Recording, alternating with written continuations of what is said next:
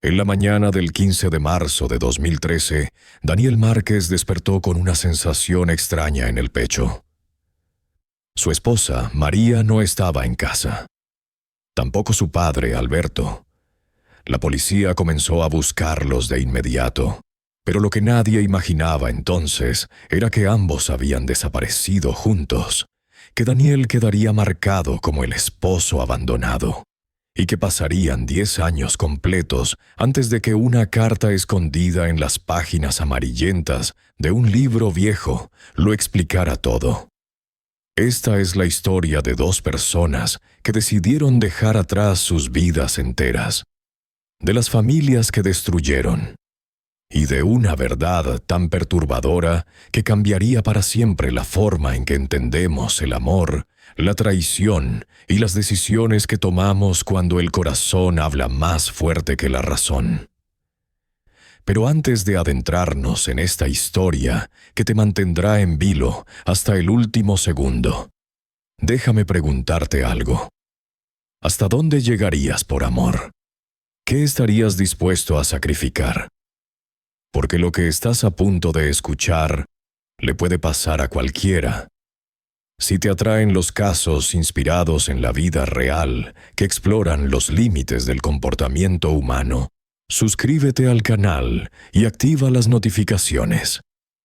Y cuéntanos en los comentarios de qué país y ciudad nos estás viendo.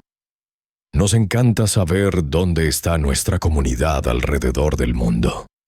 Ahora sí, prepárate para conocer una historia que desafiará todo lo que crees saber sobre el amor y la lealtad. Todo comenzó mucho antes del día de la desaparición.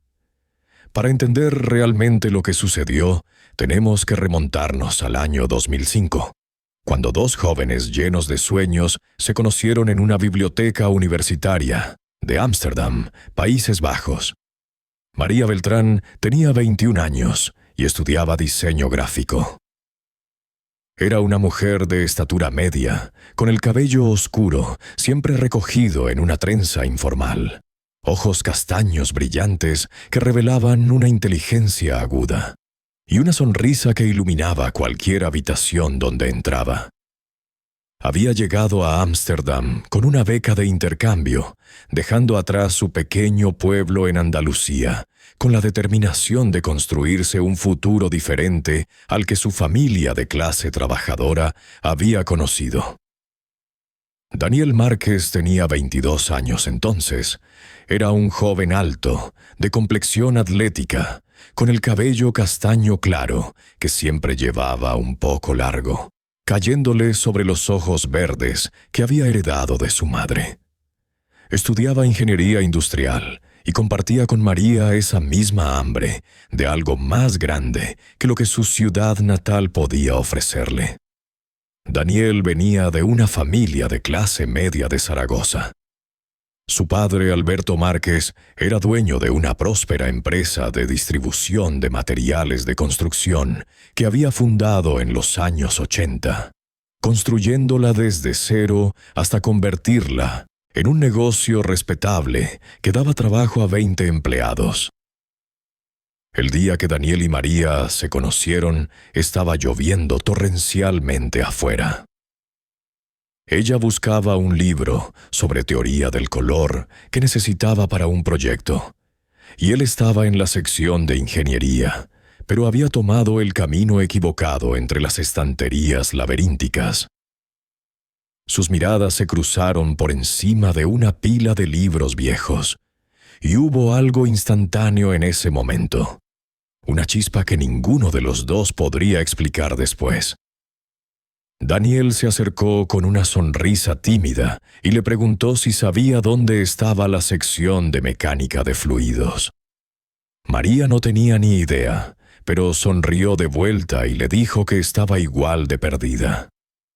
Terminaron buscando juntos sus respectivos libros, luego tomando un café en la cafetería del campus mientras la lluvia golpeaba contra las ventanas, y para cuando el cielo se despejó horas después, ambos sabían que algo importante acababa de comenzar. Los siguientes 2 años fueron un torbellino de juventud, amor y descubrimiento. María y Daniel se volvieron inseparables. Pasaban las tardes estudiando juntos, en pequeños cafés, con olor a café recién hecho y páginas de libros viejos. Los fines de semana exploraban la ciudad en bicicleta, pedaleando por los canales con el viento en el rostro, deteniéndose en mercados de pulgas, donde María buscaba inspiración para sus diseños. Y Daniel encontraba piezas antiguas de maquinaria que estudiaba con fascinación. Eran felices con la felicidad despreocupada de quien aún no ha conocido las duras realidades del mundo adulto. En el verano de 2007, 2 años después de conocerse, Daniel le propuso matrimonio a María en un pequeño barco mientras navegaban por los canales de Ámsterdam al atardecer. El cielo estaba teñido de naranjas y rosas, el agua reflejaba las casas inclinadas de la orilla, y cuando Daniel sacó el anillo del bolsillo de su chaqueta, con las manos temblando, María lloró de felicidad y dijo que sí antes de que él terminara la pregunta. Se casaron ese mismo otoño en una ceremonia íntima, en una iglesia pequeña de las afueras de la ciudad, con solo algunos amigos cercanos como testigos. Ninguno de los dos tenía dinero para llevar a sus familias desde España, pero prometieron hacer una celebración más grande cuando regresaran a casa algún día. Después de la boda, se mudaron a un apartamento aún más pequeño que el que compartían antes, un estudio en el 3er piso de un edificio antiguo sin ascensor, con ventanas que daban a un callejón estrecho donde apenas entraba la luz del sol. Pero no les importaba. Tenían 24 y 25 años, estaban enamorados, y el mundo parecía estar lleno de posibilidades infinitas. Daniel se graduó en 2008 y encontró trabajo como ingeniero junior en una empresa de manufactura. María terminó su carrera ese mismo año y comenzó a trabajar como diseñadora freelance, tomando pequeños proyectos que encontraba en línea mientras construía su portafolio. Por un tiempo todo funcionó. No ganaban mucho, pero era suficiente para pagar el alquiler, comprar comida y ocasionalmente darse el lujo de una cena en un restaurante o una noche en el cine. Se sentían adultos, independientes, dueños de sus propios destinos. Pero entonces llegó la crisis financiera de 2008, golpeando a Europa como un mazo, y todo comenzó a desmoronarse. La empresa donde trabajaba Daniel empezó a despedir personal. Él sobrevivió la primera ronda de despidos, luego la segunda, pero en enero de 2009 llegó a casa con la cara pálida y le dijo a María que lo habían dejado ir. El trabajo freelance de María también se evaporó casi de la noche a la mañana. Las empresas que antes contrataban diseñadores ahora hacían todo internamente o simplemente dejaban de invertir en marketing y diseño. Intentaron mantenerse a flote. Daniel buscaba trabajo desesperadamente, enviando currículos a docenas de empresas cada día, pero nadie estaba contratando. María aceptó cualquier trabajo que pudiera encontrar, desde lavar platos en restaurantes hasta limpiar oficinas por las noches, pero no era suficiente. Los meses pasaron y la situación empeoró. Comenzaron a atrasarse en el alquiler. Vendieron casi todo lo que tenían de valor. La computadora de María, que necesitaba para su trabajo de diseño, fue lo último en irse, vendida a un estudiante por una fracción de lo que valía. Comían una vez al día, a veces solo pan y queso. Daniel perdió peso, desarrolló círculos oscuros profundos bajo los ojos. María dejó de sonreír. La tensión entre ellos crecía. Discutían por cosas insignificantes, el estrés y el hambre convirtiendo pequeñas molestias en batallas. Por las noches, yacían despiertos en su pequeño colchón en el suelo, mirando el techo agrietado, cada uno perdido en sus propios pensamientos oscuros, preguntándose cómo habían llegado a ese punto. Una noche de septiembre de 2009, después de que el propietario les había dado un ultimátum final sobre el alquiler atrasado, Daniel se sentó en el borde de la cama y le dijo a María algo que había estado considerando durante semanas. Su voz era baja, casi avergonzada. Le propuso que regresaran a España, específicamente a Zaragoza, donde vivían sus padres. Su padre, Alberto, todavía tenía su negocio, y aunque la crisis también había afectado a España, no era tan malo como en otros lugares. Podrían quedarse con sus padres temporalmente, solo hasta que se recuperaran. Daniel podría trabajar en el negocio de su padre si era necesario. Sería una solución temporal, insistió, solo hasta que las cosas mejoraran. María sintió una mezcla de alivio y derrota. Habían sido tan independientes, tan seguros de poder construir sus propias vidas lejos de sus familias. Regresar se sentía como admitir el fracaso, pero no tenían otras opciones. No podían seguir así. Entonces, con el corazón pesado pero sin alternativas, aceptó. Empacaron sus pocas pertenencias restantes en 2 maletas gastadas y en octubre de 2009 tomaron un autobús de regreso a España. María tenía 25 años. Daniel tenía 26, y ninguno de los dos tenía idea de que esa decisión desencadenaría una cadena de eventos que destruiría a 2 familias y dejaría cicatrices que nunca sanarían. Cuando llegaron a Zaragoza, Alberto y Pilar Márquez los recibieron con los brazos abiertos. La casa de los Márquez era una vivienda de 2 pisos en un barrio residencial de clase media, construida en los años 90, con paredes de estuco blanco y un pequeño jardín delantero, donde Pilar cultivaba rosales que florecían en primavera. El interior era acogedor y lleno de los recuerdos de décadas de vida familiar. Fotos enmarcadas de Daniel en diferentes etapas de su infancia cubrían las paredes del salón. Había una mesa de comedor grande de madera oscura, donde la familia solía reunirse, un sofá cómodo pero desgastado frente al televisor, y una cocina que siempre olía a comida casera. Alberto Márquez tenía 52 años en 2009. Era un hombre de estatura media, con hombros anchos de años de trabajo físico en sus primeros días en el negocio. Tenía el cabello gris oscuro, todavía abundante, peinado hacia atrás, y una barba recortada que había comenzado a crecer después de cumplir 50. Sus ojos verdes, los mismos que había pasado a Daniel, tenían una expresión cálida pero cansada.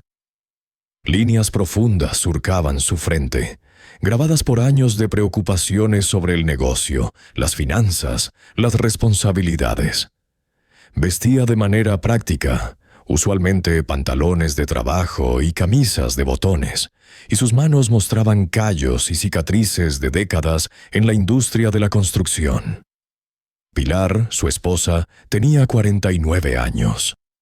Era una mujer menuda, de cabello castaño teñido para ocultar las canas crecientes, siempre bien arreglada con ropa simple pero elegante. Trabajaba como secretaria en una clínica dental, más por mantenerse activa que por necesidad económica. Era una mujer de rutinas que encontraba consuelo en la previsibilidad de la vida doméstica. Se levantaba a las 6 de la mañana, preparaba el desayuno, iba a trabajar, regresaba a las 3 de la tarde y pasaba las tardes limpiando la casa, cocinando o atendiendo su jardín. Los primeros días fueron incómodos. María y Daniel se instalaron en la habitación de invitados del segundo piso, una habitación pequeña con una cama individual que habían usado de niño cuando Daniel visitaba a sus abuelos. Durmieron apretados en esa cama estrecha, susurrando en la oscuridad sobre cómo esto era temporal, cómo pronto encontrarían trabajo y podrían mudarse a su propio lugar. María se sentía como una intrusa. Apenas conocía a los padres de Daniel. Habían hablado por teléfono algunas veces a lo largo de los años, pero nunca se habían conocido en persona hasta ahora. Trataba de ser útil, ofreciéndose para ayudar con la limpieza o la cocina. Pero Pilar tenía sus propias maneras de hacer las cosas, y a menudo rechazaba la ayuda con una sonrisa tensa que no llegaba a sus ojos.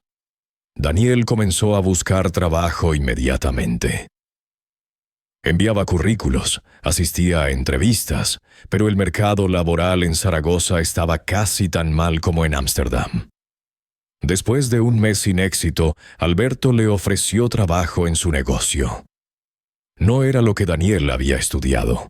No era ingeniería, pero era dinero. Comenzó a trabajar en el almacén, gestionando inventario, coordinando entregas y ocasionalmente haciendo reparaciones menores en el equipo. El salario era modesto, pero era algo. Daniel se levantaba a las 6 de la mañana cada día, desayunaba rápidamente con su padre y salía de la casa antes de que María despertara.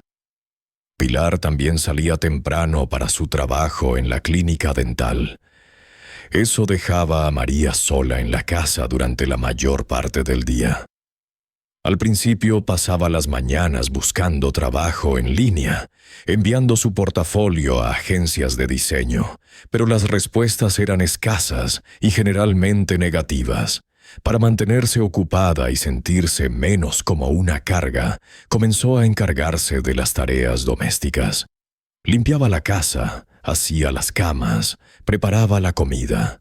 Se convertía en el ama de casa de facto, un rol que nunca había imaginado para sí misma, pero que parecía ser lo único que podía contribuir en esa situación. Y entonces estaba Alberto. Su horario era errático. Como dueño del negocio, iba y venía a lo largo del día. A veces salía temprano en la mañana y no regresaba hasta la noche.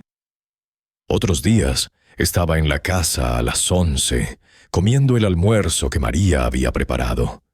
Luego se iba por un par de horas y regresaba nuevamente a media tarde. Algunos días ni siquiera iba al almacén, trabajando desde su pequeña oficina en casa. Una habitación en el primer piso llena de archivadores y un escritorio antiguo cubierto de papeles y facturas. Los primeros meses, las interacciones entre María y Alberto fueron corteses, pero distantes. Buenos días, buenas tardes. ¿Cómo estuvo tu día? Conversaciones superficiales mientras compartían el espacio de la casa. Pero lentamente, algo comenzó a cambiar. Era sutil al principio, tan sutil que ninguno de los dos lo notó realmente. Comenzó con conversaciones más largas durante el almuerzo. Alberto comentaba sobre el negocio, las dificultades con proveedores, las preocupaciones sobre la economía. María escuchaba, hacía preguntas, ofrecía perspectivas desde su propia experiencia luchando en Ámsterdam. Descubrió que era fácil hablar con él. Alberto tenía una manera tranquila de escuchar, asintiendo pensativamente, sus ojos verdes enfocados completamente en quien hablaba, como si realmente le importara lo que tenían que decir. María comenzó a notar pequeños detalles sobre Alberto que antes había pasado por alto. La forma en que siempre preguntaba si había comido suficiente, asegurándose de que no estuviera privándose para que hubiera más para los demás. La manera en que reparaba cosas pequeñas alrededor de la casa sin que nadie se lo pidiera. Apretando un grifo que goteaba, arreglando una bisagra de puerta ruidosa. Su risa cuando ella contaba una historia graciosa. Una risa genuina y cálida que hacía que las arrugas alrededor de sus ojos se profundizaran.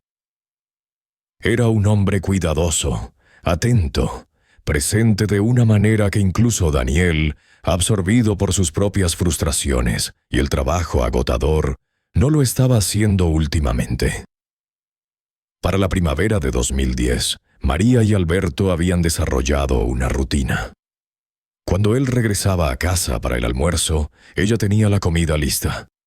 Se sentaban juntos en la mesa de la cocina, la casa silenciosa y tranquila alrededor de ellos, y hablaban. Hablaban de todo, de sus vidas pasadas, sus arrepentimientos, sus sueños. Alberto le contó sobre cómo había construido su negocio desde cero en sus 20s, trabajando 18 horas al día, sacrificando todo por el éxito.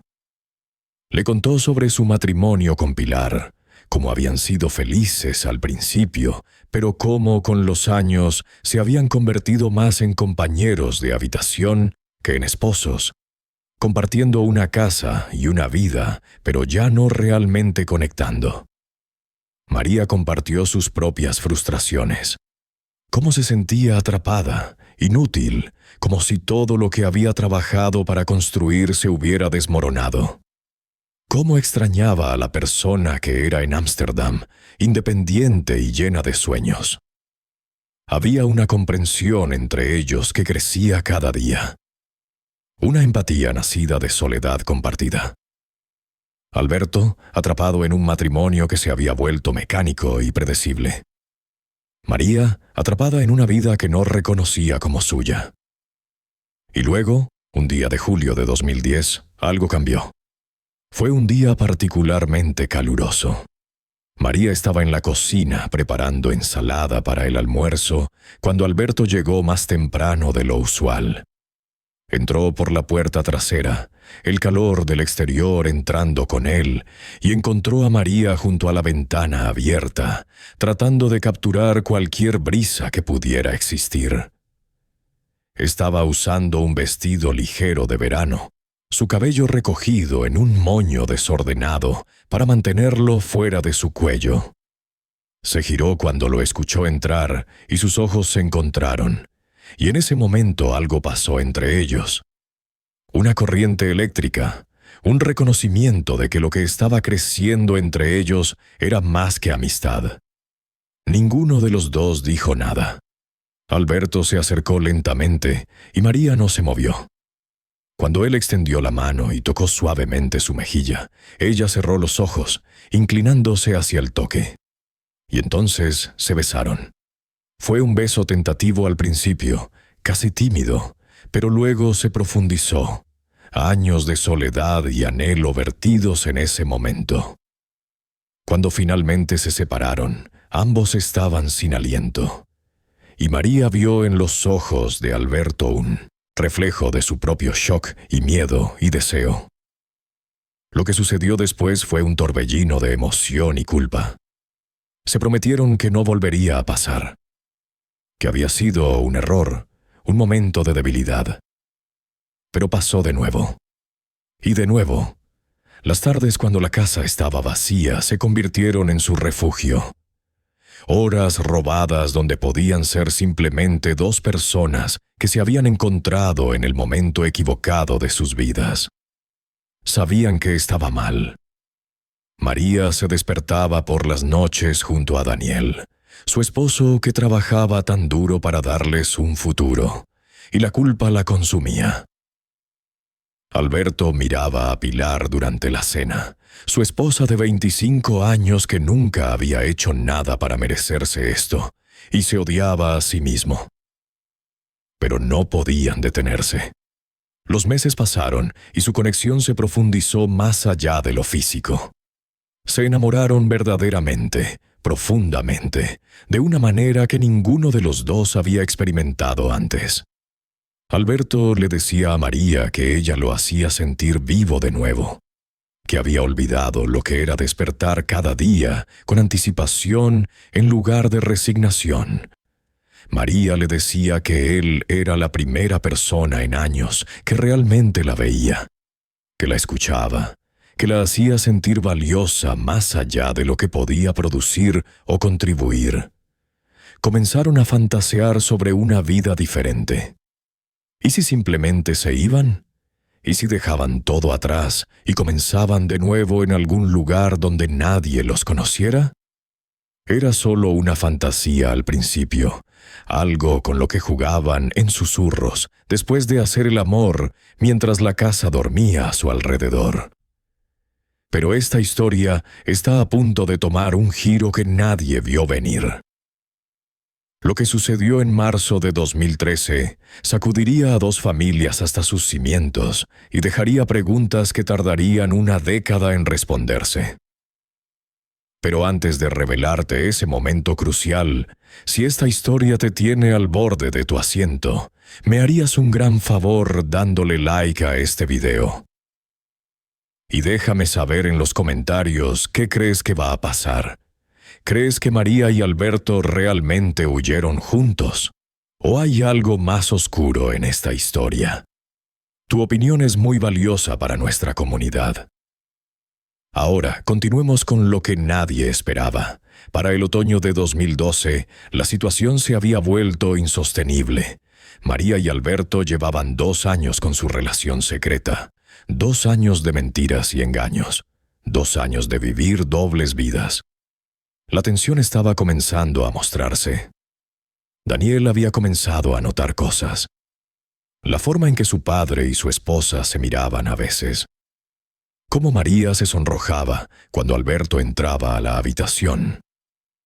Las conversaciones que terminaban abruptamente cuando él llegaba, pero su mente se negaba a conectar los puntos. Era demasiado imposible, demasiado horrible de considerar. Entonces se decía a sí mismo que estaba imaginando cosas, que el estrés de los últimos años lo estaba volviendo paranoico.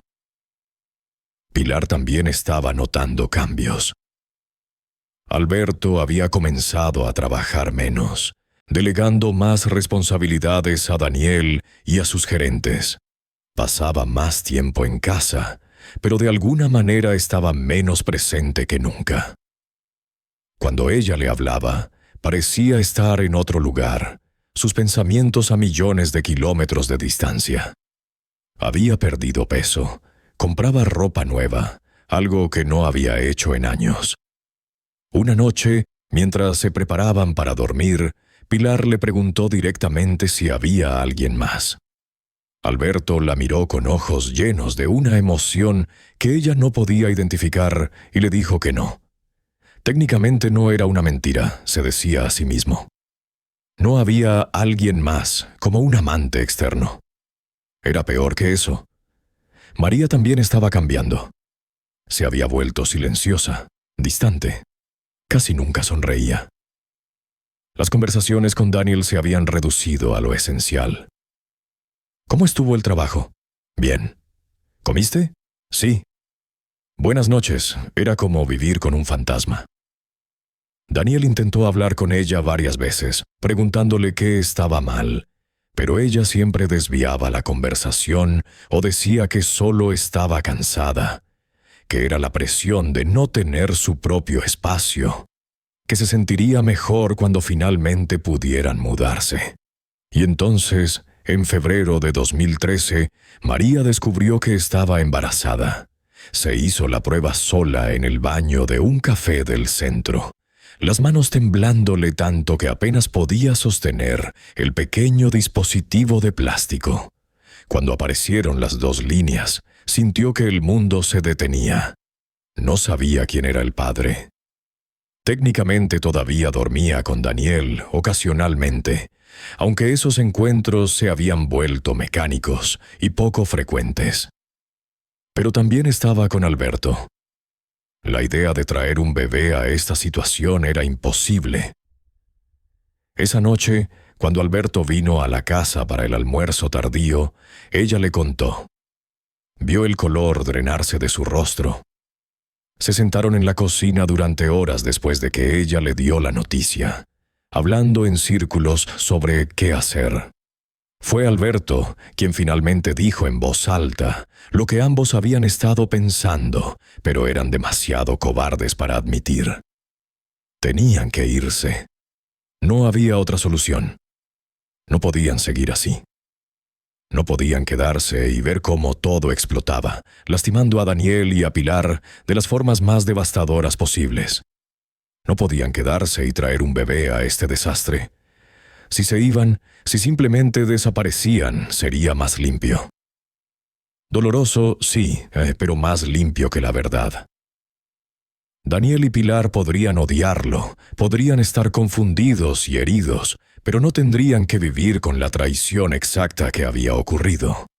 No tendrían que saber que había sido con el padre y la nuera, respectivamente. Algunas verdades son demasiado destructivas para ser conocidas. María sabía que era una racionalización. Sabía que huir no era más limpio, solo era cobarde. Pero estaba desesperada y asustada, y la idea de enfrentar a Daniel y a Pilar, de ver el dolor en sus ojos cuando descubrieran la verdad, era más de lo que podía soportar. Entonces asintió. Sí, se irían. Comenzaron a planear en secreto. Alberto tenía ahorros, dinero que había estado guardando durante años, cuentas que Pilar no conocía. Sacaría efectivo gradualmente para que no se notara de inmediato. María comenzó a empacar pequeñas cosas, ropa, documentos importantes, guardándolos en el fondo de su armario. Decidieron que se irían en marzo, durante una semana, cuando sabían que Daniel estaría particularmente ocupado con un gran proyecto en el almacén, y sería menos probable que notara su ausencia hasta que fuera demasiado tarde. El 15 de marzo de 2013 amaneció nublado y frío. María apenas durmió la noche anterior. Yació despierta junto a Daniel, escuchando su respiración profunda y uniforme, memorizando los detalles de su rostro en la oscuridad. Parte de ella quería despertarlo, contarle todo, pedirle perdón. Pero no lo hizo. A las 6 de la mañana, Daniel se levantó como siempre. Se duchó, se vistió y bajó a desayunar con su padre. María escuchó sus voces amortiguadas desde abajo, el tintineo de tazas de café, el sonido de la puerta principal cerrándose cuando ambos hombres salieron de la casa. Pilar ya se había ido para su trabajo una hora antes. María se levantó y comenzó su rutina final. Se duchó, se vistió con ropa cómoda para viajar. Bajó a la cocina y preparó café, sus manos sorprendentemente estables. A las 9 en punto, escuchó el coche de Alberto en la entrada. Él había inventado una excusa para dejar el almacén temprano, diciendo que tenía una reunión con un proveedor en otra ciudad.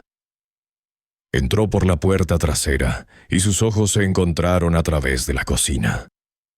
No necesitaban palabras. María agarró su maleta pequeña del armario de abajo. Alberto había empacado una bolsa la noche anterior y la había escondido en su coche. Salieron por la puerta trasera, cerrándola suavemente detrás de ellos. El coche de Alberto era un Seat Toledo azul oscuro, ya con 10 años de antigüedad, pero bien mantenido. María subió al asiento del pasajero, su corazón latiendo tan fuerte que podía escucharlo en sus oídos. Alberto puso las llaves en el encendido, sus manos temblando ligeramente. Por un momento solo se quedaron ahí sentados, mirando la casa por el espejo retrovisor. Esta casa donde Daniel había crecido. Esta casa que había sido su refugio temporal y se había convertido en el escenario de su mayor traición. Entonces, Alberto encendió el motor y se fueron.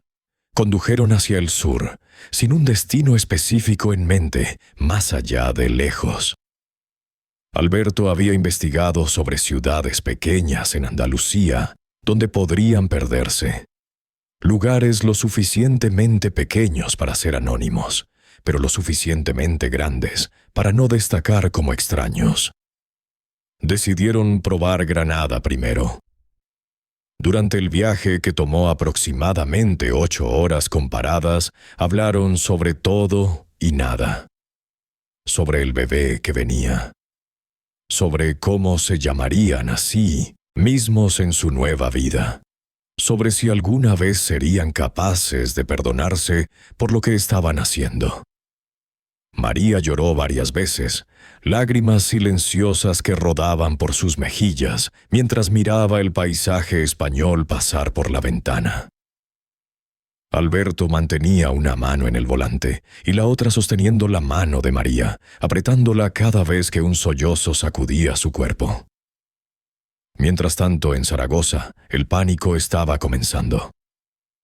Daniel llegó a casa a su hora habitual, alrededor de las 7 de la tarde.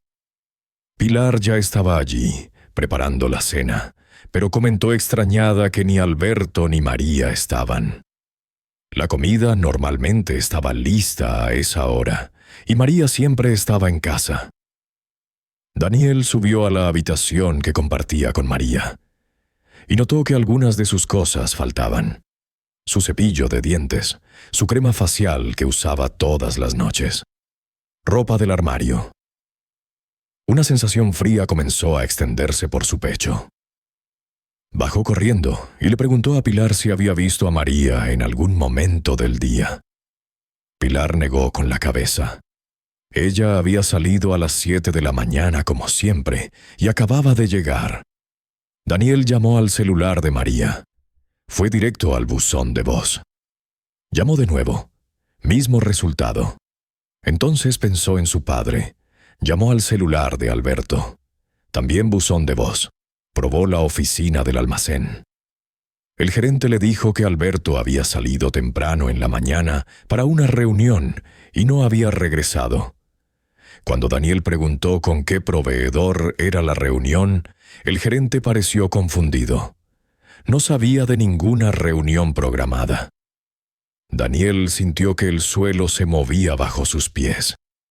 Para las 9 de la noche, cuando ni María ni Alberto habían aparecido o respondido a docenas de llamadas, Daniel llamó a la policía. Reportó a ambos como desaparecidos. Los oficiales llegaron a la casa, tomando notas mientras Daniel y Pilar, ambos pálidos y temblorosos, describían los eventos del día. ¿Habían tenido alguna discusión reciente? ¿Problemas financieros? ¿Algún indicio de que pudieran estar planeando irse? Daniel negó con la cabeza a todo, pero incluso mientras lo hacía, fragmentos de memoria comenzaban a encajar de maneras que no quería considerar. Las miradas, las conversaciones susurradas, la forma en que María había estado tan distante últimamente. Los policías hicieron las preguntas que tenían que hacer. ¿Era posible que hubieran huido juntos? Daniel los miró con incredulidad, que rápidamente se convirtió en ira. Estaban sugiriendo algo imposible, algo obsceno. Esa era su esposa. Ese era su padre. Pero los oficiales habían visto casos como este antes. La esposa joven y el suegro desapareciendo el mismo día. Ambos habiendo empacado maletas. No era difícil conectar los puntos. Le sugirieron a Daniel que revisara las cuentas bancarias, que buscara cualquier evidencia de planificación. Esa noche, Daniel no durmió. Se sentó en la cama que había compartido con María, rodeado de las cosas que ella había dejado atrás, y trató de entender. Pilar estaba en su propia habitación abajo, habiendo tomado un sedante que su médico le había recetado años atrás para el insomnio. Cuando el sol salió a la mañana siguiente, Daniel bajó con ojos inyectados en sangre y le dijo a su madre lo que los policías habían insinuado. Vio algo romperse en el rostro de Pilar. Primero negación, sacudiendo la cabeza violentamente. Imposible. Alberto nunca haría eso. Pero entonces, como le había pasado a Daniel, los recuerdos comenzaron a filtrarse. Alberto cambiando, siendo más distante, más preocupado por su apariencia. Las pequeñas mentiras sobre dónde había estado, qué había estado haciendo. Los siguientes días fueron un infierno. La noticia se filtró al vecindario. Luego se extendió por toda la comunidad. Los empleados del almacén de Alberto hablaban. La gente de la clínica donde trabajaba Pilar susurraba.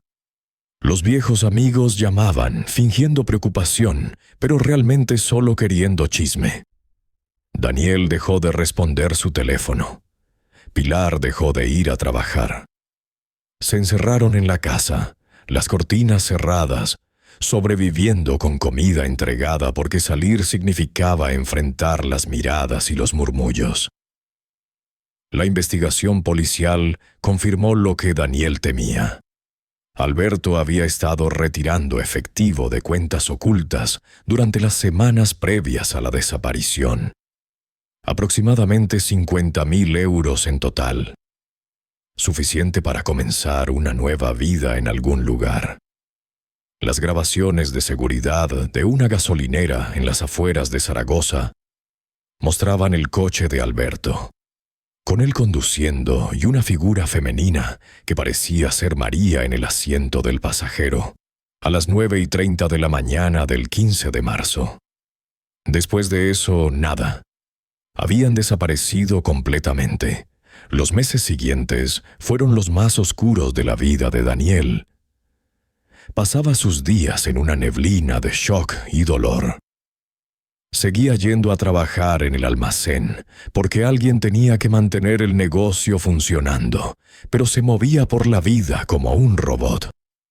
Los otros empleados caminaban de puntillas alrededor de él, sin saber qué decir, cómo actuar. Pilar se quedaba en casa casi todo el tiempo ahora. Había renunciado a su trabajo en la clínica. Pasaba días enteros en bata de baño, las cortinas cerradas, viendo televisión sin realmente ver nada. Algunas noches, Daniel escuchaba sus sollozos a través de las paredes.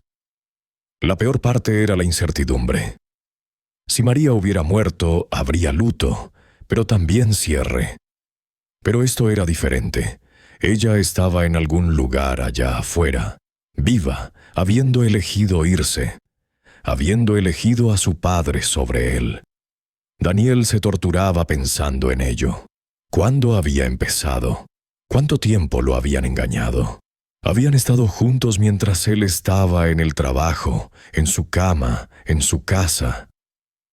La traición era tan profunda, tan completa, que a veces le quitaba el aliento. Hubo momentos en esos primeros meses donde consideró terminar con todo. Noches donde se quedaba despierto, pensando en lo fácil que sería simplemente no despertar. Pero algo en él, algún núcleo de ira o supervivencia, lo mantenía avanzando. El primer aniversario de la desaparición llegó y pasó. No hubo señales de María o Alberto. La policía había cerrado básicamente el caso. No había evidencia de juego sucio, solo 2 adultos que habían elegido irse. Legalmente, no podían hacer mucho más. Daniel eventualmente contrató a un abogado para comenzar el proceso de divorcio de María por abandono. Pilar hizo lo mismo con Alberto. El negocio tuvo que ser reestructurado legalmente.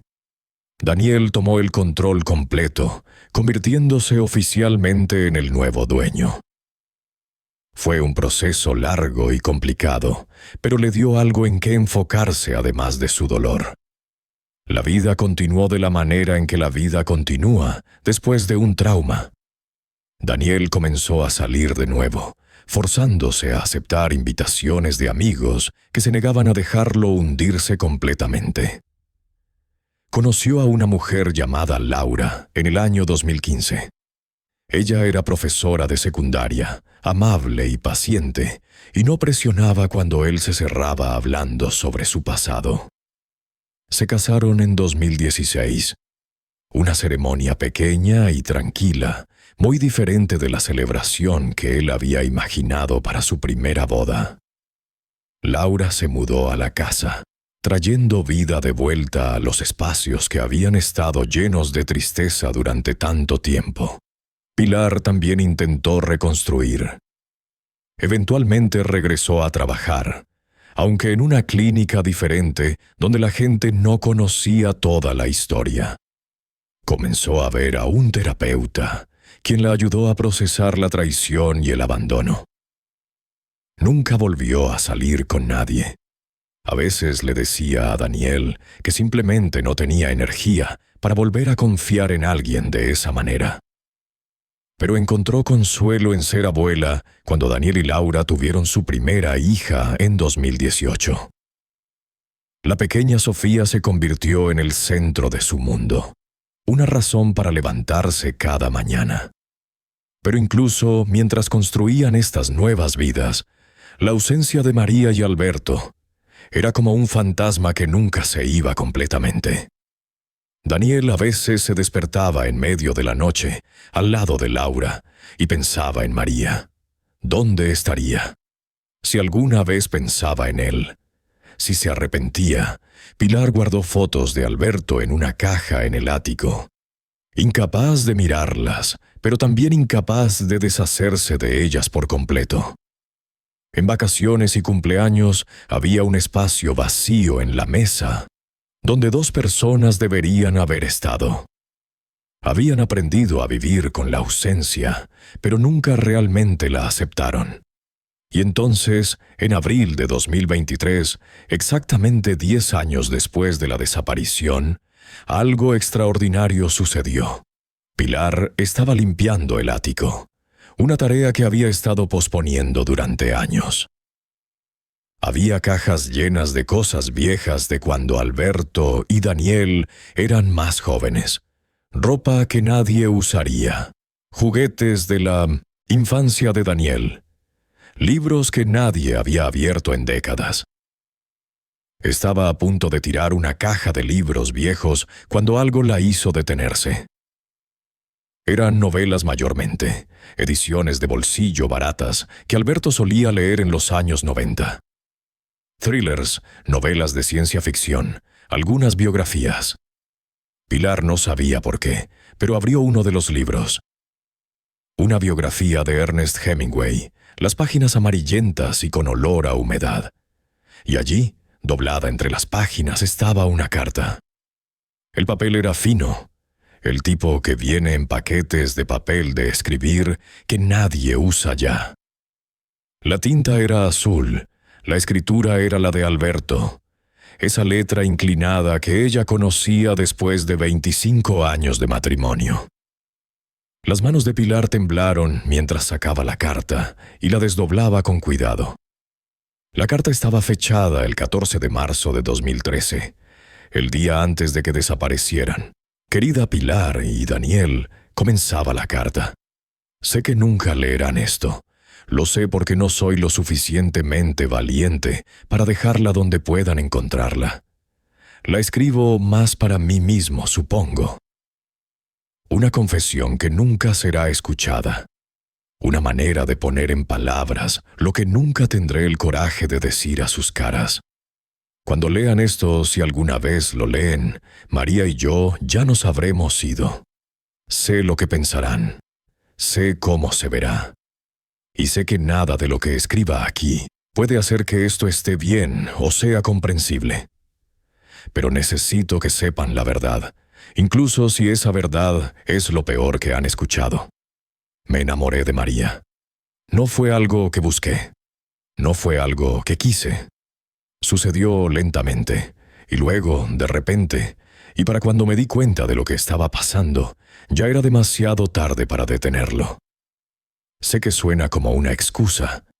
Sé que suena como la racionalización de un hombre tratando de justificar lo injustificable. Pero es la verdad. Pasamos tiempo juntos, hablamos, y en algún momento me di cuenta de que me sentía más yo mismo con ella de lo que me había sentido en décadas. Pilar, fuiste una buena esposa. Quiero que lo sepas. Nada de esto es tu culpa. Nos casamos jóvenes, construimos una vida juntos, criamos a un hijo maravilloso.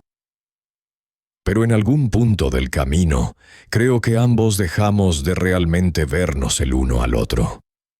Nos convertimos en compañeros, en socios en el negocio de la vida familiar, pero perdimos la conexión que nos unió en primer lugar.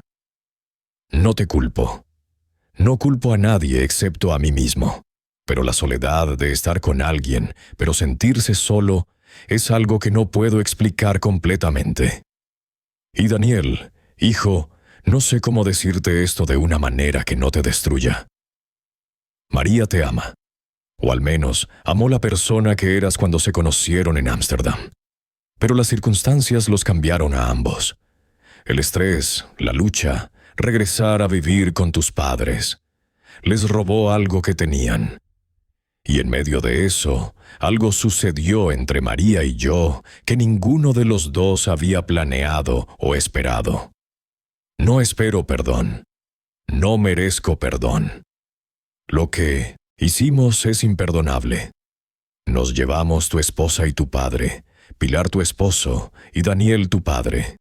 Destruimos la familia que pasamos décadas construyendo. Y lo hicimos conscientemente, sabiendo el dolor que causaríamos. Pero la alternativa, quedarnos y vivir esta mentira, traer un niño a este desastre, eventualmente hacer que todo explote de maneras aún más devastadoras, parecía peor. María está embarazada. No sabemos de quién. Podría ser tuyo, Daniel. Podría ser mío. Esa incertidumbre es parte de por qué tenemos que irnos. No podemos quedarnos y ver cómo se desarrolla esto. No podemos quedarnos y ver tu rostro, Daniel, cuando miras a un bebé que podría ser tu hermano en lugar de tu hijo. No podemos soportar la idea de que Pilar tenga que vivir en la misma casa, sabiendo que su esposo la traicionó con su nuera. Entonces nos vamos. Es cobarde, lo sé. Sería más valiente quedarnos y enfrentar las consecuencias. Pero no somos valientes.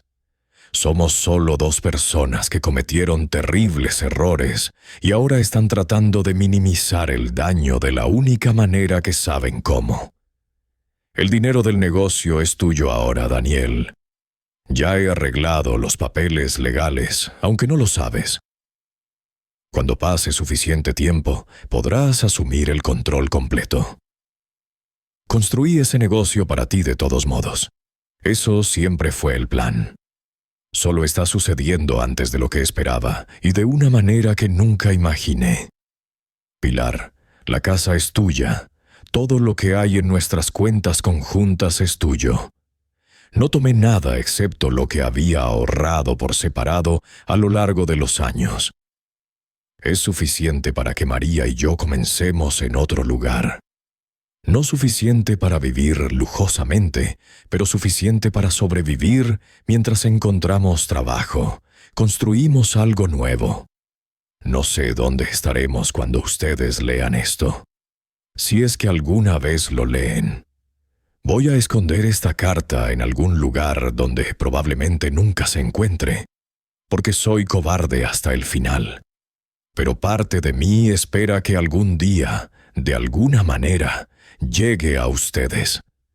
Que sepan que no nos fuimos porque no nos importaran. Nos fuimos porque nos importaba demasiado ver cómo los destruíamos frente a nuestros ojos. Si tienen la oportunidad de rehacer sus vidas, de encontrar felicidad con otras personas, espero que la tomen. Se merecen eso. Se merecen mucho más de lo que les dimos. Lo siento. Esas palabras son completamente inadecuadas para lo que hicimos. Pero es todo lo que tengo, Alberto. Pilar leyó la carta 3 veces, las lágrimas corriendo por su rostro, manchando el papel viejo. Cuando finalmente pudo moverse, bajó las escaleras, la carta apretada en su mano, y llamó a Daniel. Él llegó a la casa 1 hora después con Laura, su rostro pálido de preocupación, porque su madre había sonado tan alterada por teléfono. Pilar le entregó la carta sin decir palabra. Daniel leyó en silencio, Laura mirando sobre su hombro. Cuando terminó, se sentó pesadamente en el sofá, la carta temblando en sus manos. Durante un largo rato nadie dijo nada. El sonido del reloj de la pared era ensordecedor en el silencio. Finalmente Daniel habló, su voz apenas un susurro. Entonces es verdad, todo lo que habíamos asumido. No solo se fueron, no solo fue una aventura. Él se enamoró de ella, realmente se enamoró de ella. Pilar asintió, incapaz de hablar. Laura puso una mano en el hombro de Daniel, sin saber qué más hacer. Daniel leyó la carta nuevamente, sus ojos deteniéndose en ciertas frases. María está embarazada. Podría ser tuyo. Podría ser mío. Sintió que el aire salía de sus pulmones. Había un niño en algún lugar. Un niño que tenía 10 años ahora. Un niño que podría ser su hijo o su hermano. La idea era tan surrealista que casi se rió.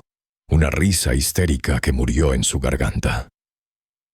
En los días siguientes, Daniel y Pilar hablaron más honestamente de lo que lo habían hecho en años. Hablaron sobre la carta, sobre lo que significaba, sobre cómo se sentían al respecto. Pilar admitió que parte de ella estaba casi aliviada. Durante 10 años había vivido con la incertidumbre, imaginando los peores escenarios. ¿Qué si Alberto la había dejado porque ella no era lo suficientemente buena?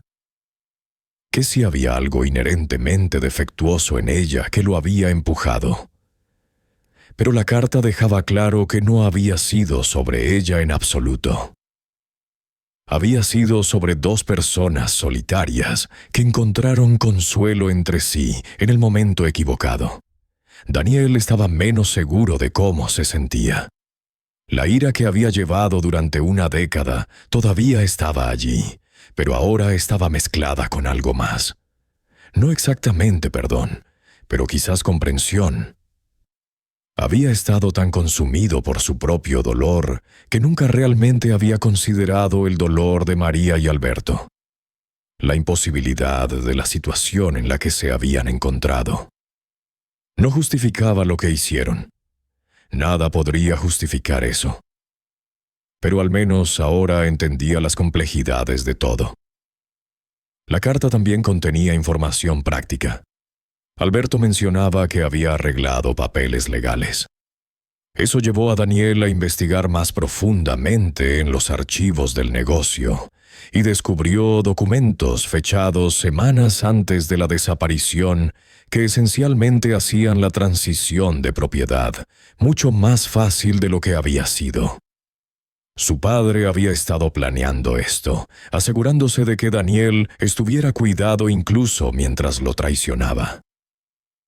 Era un pensamiento extraño, casi contradictorio, pero de alguna manera muy humano. Meses después de encontrar la carta, Daniel tomó una decisión. Contrató a un investigador privado para tratar de encontrar a María y Alberto. No porque quisiera confrontarlos o traerlos de vuelta, pero había un niño que podría ser suyo. Y sintió que tenía derecho a saber, aunque solo fuera a distancia, si ese niño estaba bien. Si María y Alberto habían realmente logrado construir la vida que habían imaginado. O si habían descubierto que huir no resolvía los problemas fundamentales que habían creado. El investigador trabajó durante meses, siguiendo rastros fríos, pistas que no llevaban a ninguna parte. Pero finalmente, en noviembre de 2023, encontró algo. María y Alberto estaban viviendo en un pueblo pequeño en las montañas de Granada, usando nombres diferentes.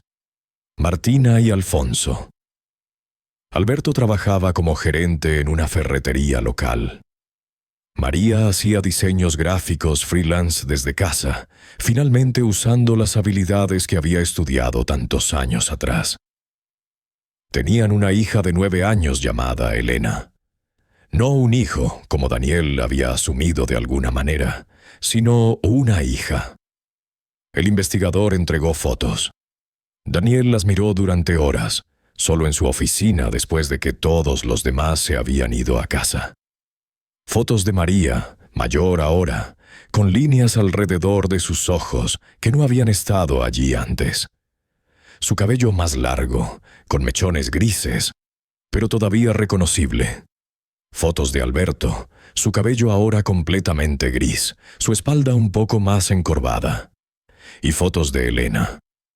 Una niña pequeña con ojos verdes brillantes y cabello oscuro rizado. Se parecía a María, pero también se parecía a Alberto. Y cuando Daniel miró lo suficientemente cerca, podía ver trazos de sí mismo también. No había manera de saber sin una prueba de ADN, y Daniel decidió que no quería saber. No realmente. La incertidumbre era más fácil de vivir que la verdad podría ser. Pero había una cosa que necesitaba saber. ¿Eran felices? ¿Había valido la pena? El investigador había hablado con vecinos, comerciantes locales. Por todos los indicios, María y Alberto vivían una vida tranquila y normal. No eran ricas, pero estaban cómodos. Asistían a eventos escolares de Elena. Tenían un pequeño jardín. Los domingos, la familia de tres caminaba al mercado del pueblo juntos. Parecían, por todos los indicios externos, contentos. Daniel no sabía cómo sentirse sobre eso. Parte de él quería que estuvieran sufriendo, que se arrepintieran cada día de lo que habían hecho. Pero otra parte, una parte que le sorprendió descubrir, estaba casi contenta. Si iban a destruir dos familias, si iban a causar tanto dolor, al menos no había sido por nada. Al menos habían encontrado lo que estaban buscando. Compartió la información con Pilar y con Laura. Todos estuvieron de acuerdo en que no intentarían hacer contacto. ¿Qué propósito serviría? No traería de vuelta los años perdidos. No desharía el dolor. Y Elena, esa niña de 9 años que no había pedido nada de esto, se merecía crecer sin el peso de todo esto cayendo sobre ella. Ya había tiempo de que supiera, si es que alguna vez tenía que saber, cuando fuera mayor. Mientras tanto, la vida en Zaragoza continuó. Daniel y Laura tuvieron su segundo hijo en 2024. Un varón que nombraron Miguel. El negocio continuó prosperando bajo el liderazgo de Daniel. Pilar se convirtió en una presencia constante en las vidas de sus nietos, encontrando en ellos la alegría que había perdido cuando Alberto se fue. Las heridas no sanaron completamente. Esas cosas nunca lo hacen realmente, pero se volvieron cicatrices que podían vivir con ellas. Y en ese pequeño pueblo en Granada, María, que ahora se hacía llamar Martina, se despertaba cada mañana al lado de Alberto, ahora Alfonso. Algunas mañanas yacía allí escuchando su respiración y pensaba en la vida que había dejado atrás. Pensaba en Daniel, preguntándose qué tipo de hombre se habría convertido. Si alguna vez había encontrado felicidad de nuevo. Si alguna vez la había perdonado, aunque fuera solo en su corazón. La culpa nunca la dejó completamente. Había aprendido a vivir con ella, a compartimentalizarla, pero en momentos silenciosos siempre estaba allí. Un peso en su pecho que nunca se aliviaba del todo. Alberto sentía lo mismo. Amaba a María, amaba a Elena, amaba la vida que habían construido. Pero el precio había sido alto, más alto de lo que había imaginado cuando escribió esa carta todas esas noches atrás. No solo había perdido a su hijo y a su esposa, había perdido su identidad. Alberto Márquez había muerto el 15 de marzo de 2013, y Alfonso, este hombre que había tomado su lugar, era una versión menor de quien había sido. No podía usar su experiencia completa y educación porque hacer eso arriesgaría a ser reconocido. No podía hablar de su pasado con amigos porque su pasado era una mentira. Había comprado una nueva vida, pero el precio había sido todo lo que era antes. Y Elena, dulce Elena de 9 años, crecía sin saber que su existencia misma era el resultado de un escándalo. sin saber que en algún lugar en España había un hombre llamado Daniel, que podría ser su padre o su medio hermano, dependiendo de la biología. Sin saber que su nacimiento había sido el catalizador que empujó a dos personas a abandonar todo. Algún día, tal vez, tendría que saberlo. Pero por ahora era solo una niña con padres que la amaban y una vida simple en un pueblo de montaña donde todos conocían a todos y nadie conocía su historia real. Esta historia no tiene un final limpio. No hay justicia satisfactoria, no hay resolución perfecta. Es desordenada y complicada, y llena de dolor que se extiende a través de años y familias. Es la historia de personas que tomaron decisiones imposibles y vivieron con las consecuencias. Es la historia de amor y traición, de cobardía y supervivencia, de cómo a veces las líneas entre lo correcto y lo incorrecto se vuelven tan borrosas que ya no podemos verlas claramente. Ahora te pregunto, porque esta es la pregunta que esta historia nos obliga a enfrentar. ¿Se debe abandonar todo y destruir a todos por un sentimiento? María y Alberto dirían que lo que tenían era más que un sentimiento. Era conexión, comprensión, amor en su forma más profunda. Dirían que la alternativa, quedarse y vivir una mentira, habría causado aún más daño a largo plazo. Dirían que a veces no hay buenas opciones, solo menos malas. Pero Daniel y Pilar tienen una perspectiva diferente. Para ellos, no importa cuán fuerte sea un sentimiento, no justifica la traición. No justifica abandonar a las personas que te han amado y apoyado durante años.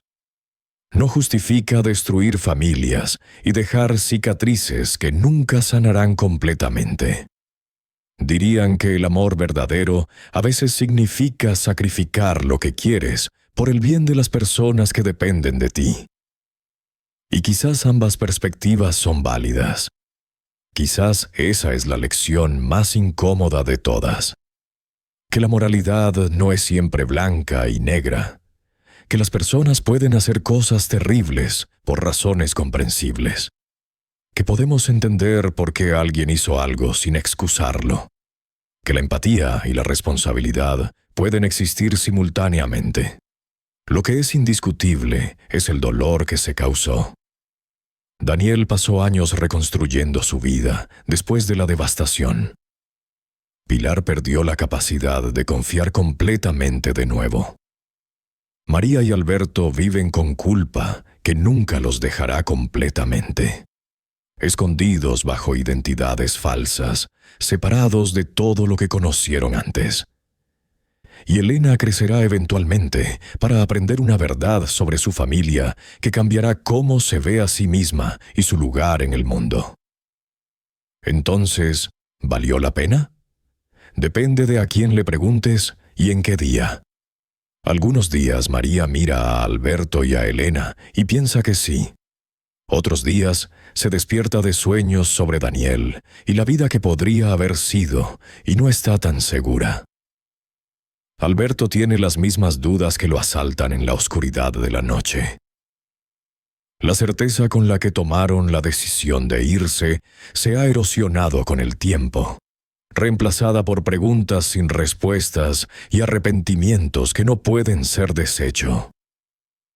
Daniel, por su parte, encontró la paz a su manera.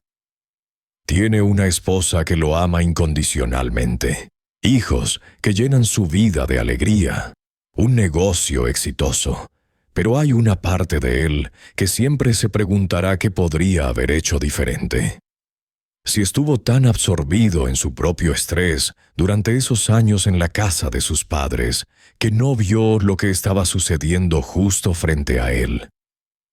Si podría haber salvado su matrimonio si hubiera estado más presente, más atento. Y Pilar, quien encontró la carta que explicaba todo, vive ahora con el conocimiento completo de lo que sucedió y por qué. En algunos sentidos, el conocimiento es un alivio. En otros, hace que el dolor sea más agudo.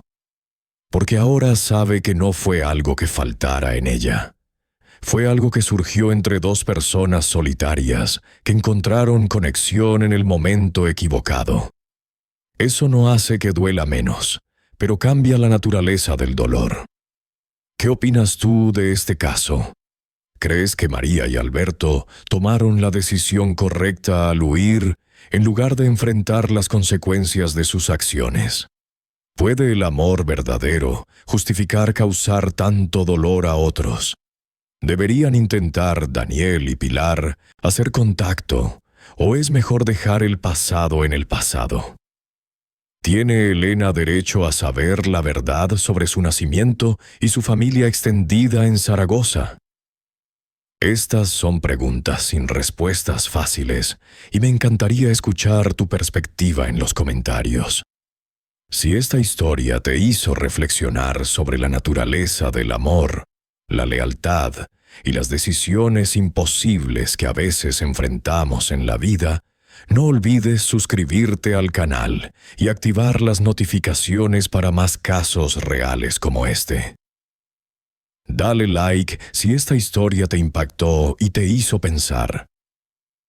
Y si quieres explorar más historias sobre las complejidades del comportamiento humano, te invito a ver nuestro otro caso sobre una mujer que descubrió un secreto de familia de 50 años que cambió todo lo que sabía sobre su identidad. Esa historia es igualmente fascinante y perturbadora.